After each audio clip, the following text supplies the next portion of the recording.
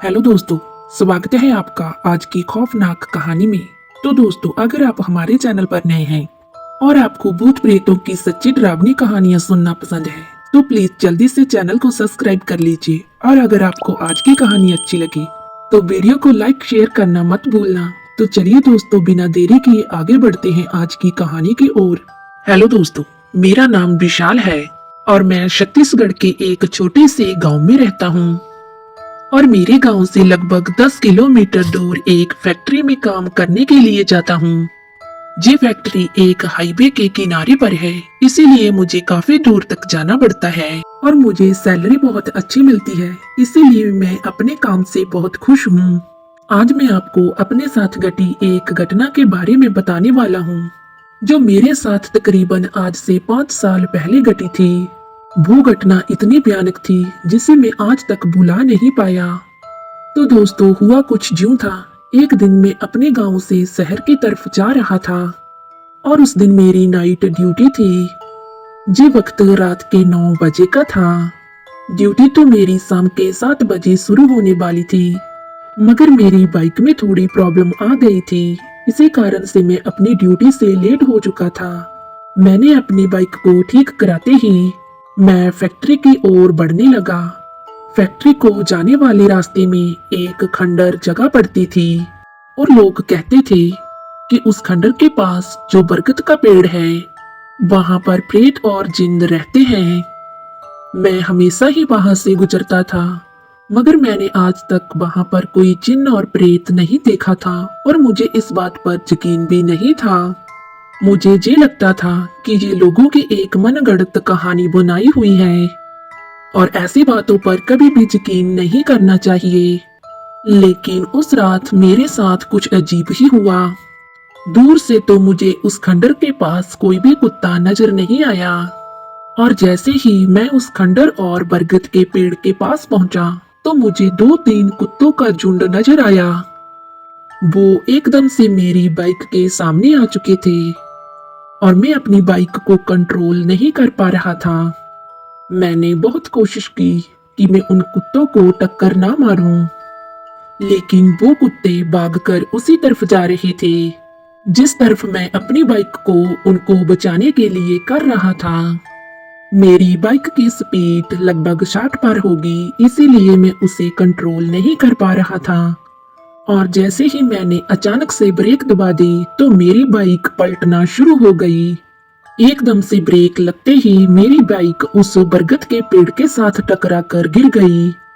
बरगद के पेड़ से टकराने के बाद भगवान का शुक्र था कि मुझे बिल्कुल भी चोट नहीं लगी थी और मैं अपनी बाइक को फिर से उठाकर चालू करने की कोशिश करने लगा, मगर मेरी बाइक बिल्कुल भी स्टार्ट नहीं हो पा रही थी। और जब मैंने पीछे मुड़कर उन कुत्तों को देखना चाहा तो वो अचानक से वहां से गायब हो चुके थे और अब वो मुझे बिल्कुल भी कहीं पर नजर नहीं आ रहे थे। और अब मैं अकेला उस बरगद के पेड़ के पास खड़ा हुआ था और मैं इस बात का इंतजार कर रहा था कि मेरे पास से कोई गुजरे और मैं उससे लिफ्ट मांग लूं। नहीं तो मुझे अपनी बाइक को घसीटते हुए फैक्ट्री तक जाना होगा। अभी फैक्ट्री तक जाने का रास्ता काफी बचा हुआ था और मैं अपनी बाइक को इतनी दूर घसीटते हुए नहीं लेकर जा सकता था। और कुछ देर वहां पर रुकने के बाद जब मुझे कोई भी लिफ्ट ना मिली तो मैंने सोचा कि मैं अपनी बाइक को यहीं पर खड़ी कर लॉक लगा देता हूँ और पैदल ही फैक्ट्री की तरफ चल लेता हूँ। और चलते समय रास्ते में मुझे कोई ना कोई तो मिल ही जाएगा। और यही सोचकर जब मैंने अपनी बाइक को लॉक लगाकर उस पेड़ की ओर देखा तो मुझे उस पेड़ पर एक काला सा साया दिखाई दिया। वो काला साया बहुत ही अजीब सा था। वो दिखने में एक धुआं सा लग रहा था। इतना तो मैं समझ चुका था कि वो कोई इंसान नहीं है। मैंने ऐसे प्रेतों की बहुत सारी कहानियां सुनी हुई थी और मैं उसे देखकर अब बहुत डर चुका था। और जैसे ही वो काला साया मेरी तरफ आने लगा, उस साई की आंखें एकदम से लाल और चमक रही थी। उस प्रेत को देखकर मैं उस बरगद के पेड़ से दूर भागने लगा। और अब लोगों की कही हुई बातें मेरे दिमाग में चल रही थी कि लोग सच ही कहते हैं कि इस पेड़ पर प्रेत और जिन्न रहते हैं। मैं उस साए से दूर भागता हुआ अपनी फैक्ट्री की ओर भागने लगा। मैं अब उस बरगद के पेड़ से काफी दूर आ चुका था और अब मैं भागते भागते बहुत थक चुका था। वो प्रेत भी अब मुझे कहीं पर नजर नहीं आ रहा था, इसीलिए अब मैं धीरे धीरे चलने लगा। मैं पीछे की तरफ नहीं जाना चाहता था क्योंकि मुझे उस प्रेत से डर लग रहा था। और जब मैं धीरे धीरे आगे बढ़ रहा था तो वो प्रेत आत्मा मुझे मेरे सामने दिखाई दी। और जब मैं उसके डर से पीछे की ओर मुड़ा तो वो प्रेत आत्मा मेरे पीछे भी थी और मेरे आगे भी थी। और अब वो मुझे मेरे चारों तरफ नजर आ रहा था। मुझे पता चल चुका था कि वो कोई एक प्रेत नहीं है, बल्कि वो बहुत सारे हैं जिन्होंने मुझे आसपास से घेर लिया है। मैं जिधर भी देखता बस मुझे वही प्रेत नजर आता। उन प्रेत आत्माओं से डरकर मैं बहुत कांप रहा था। मुझे बिल्कुल भी समझ नहीं आ रहा था कि उन प्रेत आत्माओं से मैं अपना पीछा कैसे छुड़ाऊं। मैंने उनसे डरकर फिर से भागने की कोशिश की, मगर मैं पहले से ही भागकर बहुत थक चुका था, इसीलिए मैं ज्यादा दूर तक भाग नहीं पाया। और मैं रास्ते के दोनों तरफ भी देख रहा था कि कोई ना कोई तो आ जाए जो मेरी इन प्रेतों से जान बचा लेगा। मगर मेरी किस्मत खराब थी कि कोई भी नहीं आ रहा था। उस अंधेरी सड़क पर मेरे पास रोशनी करने के लिए भी कुछ नहीं था। बस केवल चांद की मध्यम रोशनी में ही मैं उस प्रेत को देख पा रहा था। जैसे ही बादल चांद को ढक लेते और घनघोर अंधेरा छा जाता, उस अंधेरे को देखकर मेरी एकदम से जान ही निकल जाती थी। लेकिन अब तक वो सभी प्रेतों ने मुझे नुकसान नहीं पहुंचाया था।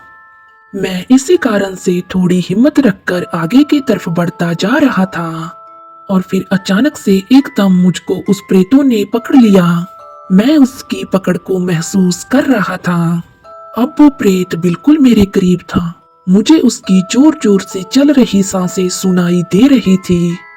उसकी लाल आंखें चमक रही थी और बस मुझे ही घूरे जा रही थी। और जब वो प्रेत मुझे पकड़े हुए थे, मुझे ऐसा लग रहा था कि जैसे वो प्रेत मेरी सारी एनर्जी को खींच रहे हो, क्योंकि धीरे धीरे मेरा शरीर सुन्न पड़ता जा रहा था। मेरे शरीर में जान कम होती जा रही थी और मुझे बिल्कुल भी होश नहीं थी। अब मेरे बाजुओं में बिल्कुल भी जान नहीं थी। मैं उनसे अपने आप को छुड़ाने की कोशिश बिल्कुल नहीं कर रहा था, क्योंकि उन प्रेतों ने मेरी सारी एनर्जी खींच ली थी।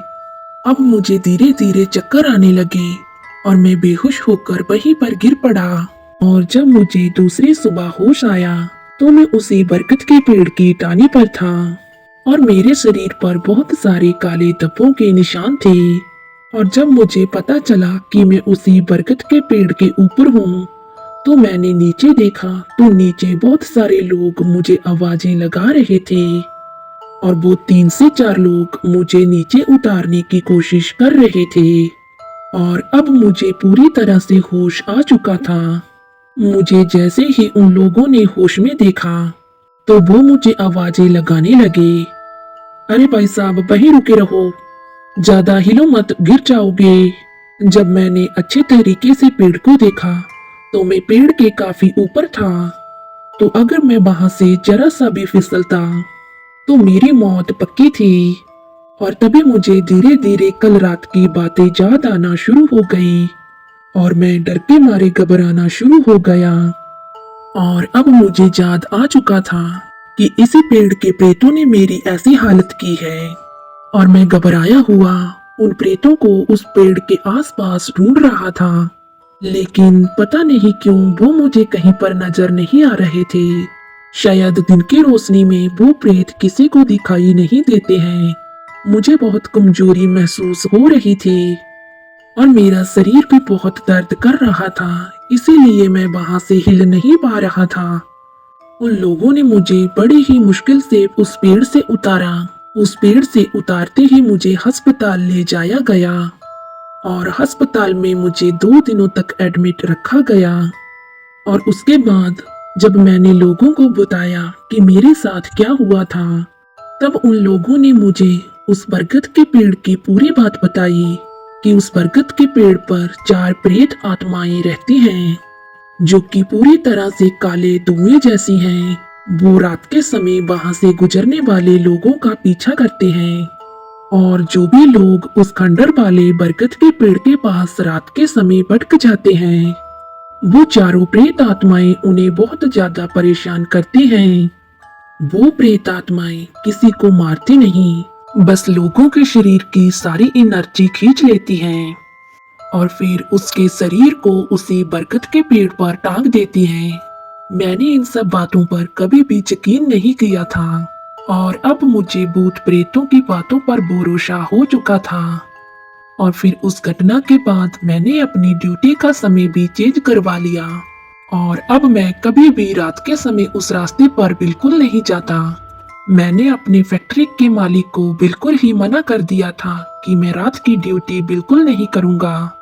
और अब लोगों ने उस पेड़ के पास एक बड़ा सा बोर्ड लगा दिया है कि जहां पर रात के समय आना मना है। तो दोस्तों, कैसी लगी आपको आज की कहानी? अगर आपको हमारी आज की कहानी अच्छी लगी तो प्लीज वीडियो को लाइक और चैनल को सब्सक्राइब जरूर कीजिए। तो चलिए दोस्तों, हम कल मिलेंगे आपको एक और नई कहानी के साथ।